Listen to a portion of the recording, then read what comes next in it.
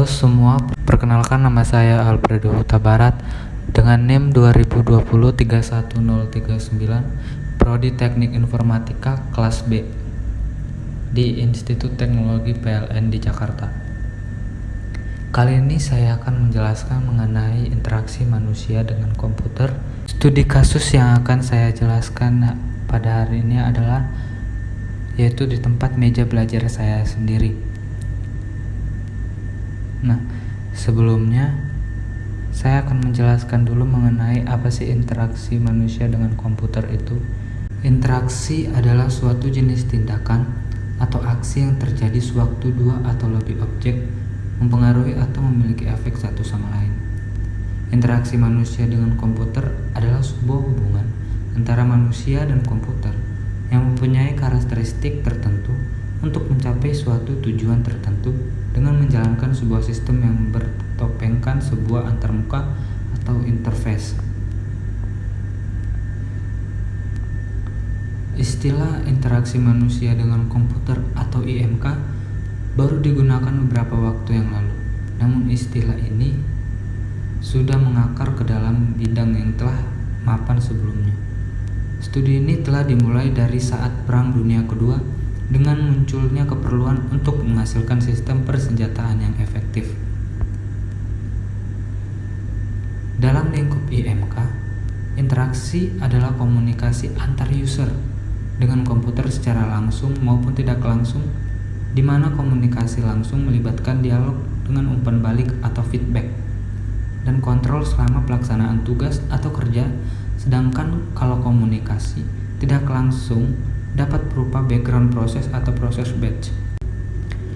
Kemudian di sini saya akan menganalisis tempat berinteraksi saya dengan komputer berdasarkan keilmuan interaksi manusia dengan komputer atau IMK. Yang pertama itu faktor-faktor IMK. Di sini saya akan menjelaskan mengenai faktor manusia. Ada beberapa aspek faktor manusia dalam melakukan interaksi dengan komputer. Di antaranya adalah yang pertama, penglihatan. Penglihatan barangkali merupakan salah satu panca indera manusia yang paling berharga. Beberapa ahli berpendapat bahwa mata manusia terutama digunakan untuk menghasilkan persepsi yang terorganisir akan beberapa hal seperti gerakan, ukuran, bentuk, jarak, posisi relatif, tekstur, dan warna. Ada juga beberapa dalam istilah dalam penglihatan. Yang pertama, luminance. Luminance adalah banyaknya cahaya yang dipantulkan oleh permukaan objek. Satuannya adalah lilin per meter kuadrat. Semakin besar nilai luminance suatu objek, detail objek yang dapat dilihat oleh mata juga akan semakin bertambah. Bertambahnya luminance suatu objek atau layar tampilan akan menyebabkan mata bertambah sensitif terhadap kedipan. Yang kedua, kontras. Merupakan hubungan antara cahaya yang dikeluarkan oleh suatu objek dan cahaya dari latar belakang objek tersebut. Kontras didefinisikan sebagai selisih antara luminance objek dengan latar belakangnya dibagi dengan luminance latar belakang. Nilai kontras positif akan diperoleh jika cahaya yang dipancarkan oleh sebuah objek lebih besar dibandingkan yang dipancarkan oleh latar belakang. Sedangkan nilai negatif yang menyebabkan objek sesungguhnya terserap oleh latar belakang sehingga menjadi tidak nampak. Sehingga objek dapat mempunyai kontras negatif atau positif tergantung dari luminance objek itu terhadap luminance latar belakang. Yang ketiga itu kecerahan. Kecerahan adalah tanggapan subjektif pada cahaya. Tidak ada arti khusus dari tingkat kecerahan seperti pada luminance dan kontras. Tetapi luminance yang tinggi berimplikasi pada kecerahan yang tinggi pula. Kemudian sudut dan ketajaman penglihatan. Sudut penglihatan didefinisikan sebagai sudut yang berhadapan oleh objek pada mata. Ketajaman penglihatan adalah sudut penglihatan minimum ketika mata masih dapat melihat sebuah objek yang jelas. Kemudian warna. Cahaya tampak merupakan sebagian kecil dari spektrum elektromagnetik. Panjang gelombang cahaya tampak berkisar antara 400 sampai 700. Seseorang yang mempunyai penglihatan warna normal mampu membedakan kira-kira 128 warna yang berbeda. Penggunaan warna yang sesuai pada layar tampilan dengan user akan mempertinggi efektivitas tampilan grafis. Tetapi, hal sebaliknya akan terjadi jika tidak mengindahkan aspek kesesuaian dengan user. Kemudian yang kedua itu adalah pendengaran. Pendengaran merupakan panca indera yang terpenting kedua setelah penglihatan. Meskipun belum banyak program-program aplikasi saat ini yang menggunakan suara sebagai media interaksi antara manusia dan komputer, tetapi beberapa program aplikasi sudah mulai menggunakan suara sebagai umpan balik kepada user. Pemanfaatan nyata dari media suara adalah pada dunia multimedia. Kebanyakan manusia dapat mendeteksi suara dalam kisaran frekuensi 20 Hz sampai 20 kHz. Tetapi hal tersebut dipengaruhi juga oleh usia dan kesehatan dari pendengar. Suara juga dapat bervariasi dalam hal kebisingan. Jika batas kebisingan dinyatakan sebagai 0 desibel, maka suara bisikan mempunyai tingkat kebisingan 20 desibel. Percakapan berkisar 50 sampai 70 desibel. Kerusakan indera pendengar akan terjadi jika seseorang mendengar suara dengan tingkat kebisingan lebih dari 140 desibel. Telinga manusia tidak sensitif terhadap perubahan frekuensi pada suara yang mempunyai kebisingan kurang dari 20 desibel. Dan yang ketiga adalah sentuhan. Merupakan sarana interaksi ketiga setelah penglihatan dan pendengaran. Jari jemari sangat efektif terhadap perubahan tekanan, tetapi sensasi tekanan ini akan turun pada aplikasi yang sifatnya konstan. Sensasi sentuhan lebih dikaitkan dengan aspek ergonomis dalam sebuah sistem. Sebagai contoh, dalam penggunaan papan ketik atau tombol. Di sini nanti saya akan menjelaskan mengenai interaksi saya dengan komputer dalam metode sentuhan. Di sini salah satu contoh saya berinteraksi dengan komputer ataupun dengan laptop, yaitu di meja belajar saya sendiri. Nah, seperti sebagai contoh dari faktor-faktor interaksi manusia yaitu penglihatan.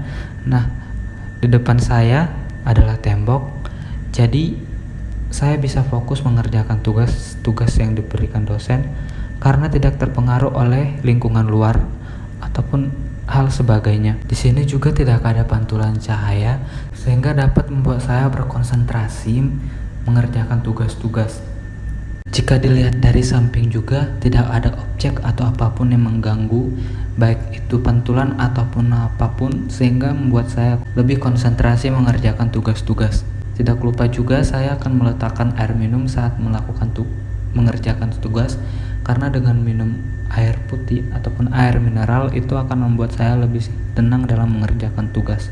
Kemudian yang pendengaran bisa dilihat di ruangan saya tidak akan dapat mendengar apapun karena ruangan saya itu tidak ada jendela ataupun apapun itu seperti rumah tetangga, karena itu sangat jauh jaraknya, sehingga itu dapat membuatkan saya fokus dalam mengerjakan tugas dan membuat video tugas tidak terhalang oleh suara apapun itu, kecuali ada yang ngetok pintu.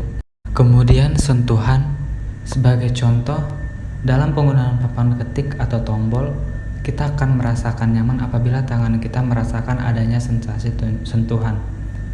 Ada mungkin akan mengelus saat mengetik pada sebuah keyboard, di mana kita harus melakukan tekanan yang lebih keras. Hal ini akan membuat kita menjadi cepat merasa capek dan mungkin kesakitan. Belum lagi rasa jengkel yang muncul. Kemudian adalah prinsip ergonomi. Di sini saya akan menjelaskan sebelumnya aspek ergonomi dalam IMK atau interaksi manusia dengan komputer merupakan suatu bidang studi yang menangani perancangan kegiatan, dan tugas yang cocok dengan kapabilitas manusia dan limitnya, serta faktor kenyamanan kerja seperti kenyamanan dari segi anatomi, psikologi, manajemen, tata letak ruang, dan peralatan yang mudah dijangkau bagi manusia dalam melaksanakan aktivitasnya. Keuntungan penerapan ergonomi yang pertama, produktivitas meningkat. Aktivitas lebih baik karena adanya faktor kenyamanan layanan dalam melakukan pekerjaan. Hasil kerja lebih baik karena sistem yang dioperasikan lebih familiar, efisien, dan efektif dalam pengoperasian sistem. Prinsip-prinsip ergonomi ada 2. Yang pertama itu prinsip fisikal.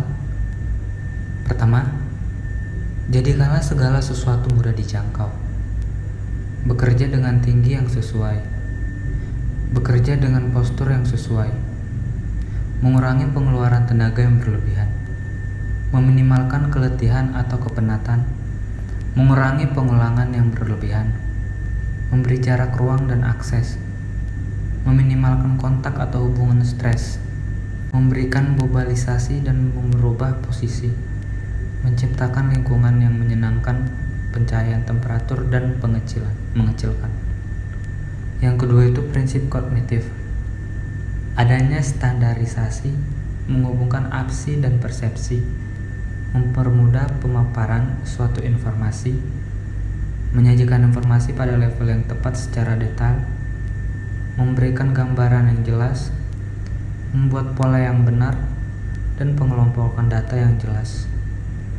Memberikan umpan balik secara tepat dan cepat. Nah, salah satu contohnya yang saya lakukan adalah seperti yang prinsip fisikal itu, yaitu meletakkan sesuatu atau benda seperti cok sambung yang di belakang kursi saya, tempat duduk saya.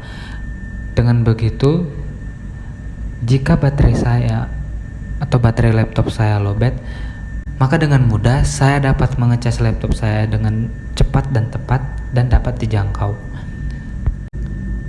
Tidak lupa juga saya meletakkan tisu karena saya orangnya mudah berkeringat. Jadi jika sewaktu-waktu saya mengerjakan tugas dan saya berkeringat, dengan sigap saya dapat mengambil tisu dengan mudah, dan itu merupakan salah satu yang mudah dijangkau.